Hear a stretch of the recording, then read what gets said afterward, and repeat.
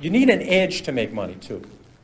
People have incredible edges, and they throw them away. I'll give you a quick example of SmithKline.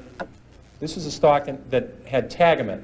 Now, you didn't have to buy SmithKline when Tagamet was doing clinical trials. You didn't have to buy SmithKline when Tagamet was talked about in the New England Journal of Medicine or the British version, Lancet. You could have bought SmithKline when Tagamet first came out, a year after it came out. Let's say your spouse, your mother, your father, you were a nurse, you were a druggist, you're writing all these prescriptions. Tagamet was doing an amazing job of curing ulcers, and it was a wonderful pill for the company because if you just stopped taking it, the ulcer came back. See, it would have been a crummy product if you took it for $1 and it went away, but it was a great product for the company. But you could have bought it 2 years after the product was on the market and made 5 or 6 times your money. I mean, all the druggists, all the nurses, all the people, millions of people saw this product. And they're out buying oil companies, or drilling rigs, It happens. And then 3 years later or 4 years later, Glaxo, even a bigger company, it's a huge company, a British company, brought out Zantac, which was a better, at that time, an improved product. And you could have seen that take market share, do well. You could have bought Glaxo and triple your money. So you only need a few stocks in your lifetime. They're in your industry. I think of people, if you'd worked in the auto industry, let's say you're an auto dealer the last 10 years, you would have seen Chrysler come up with a minivan. You've seen, if you're a Buick dealer, a Toyota dealer, Honda dealer, you would have seen the Chrysler dealership packed with people.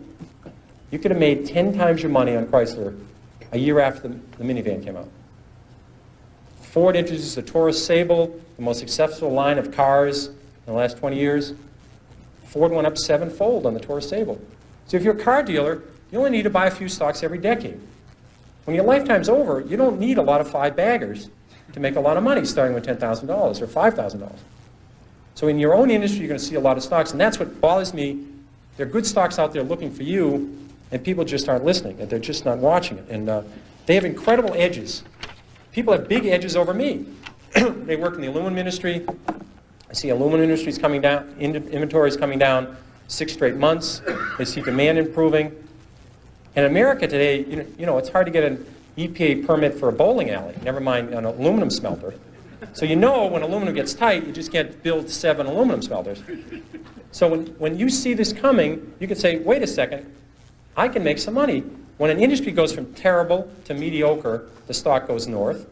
When it goes from mediocre to good, the stock goes north. And it goes from good to terrific, the stock goes north. There's lots of ways to make money in your own industry. You can be a supplier in the industry, you can be a customer. This thing happens in the paper industry, it happens in the steel industry. It doesn't happen every week, but if you're in some field, you'll see a turn, you'll see something in the publishing industry. These things come along, and it's just mind-boggling, people throw it away.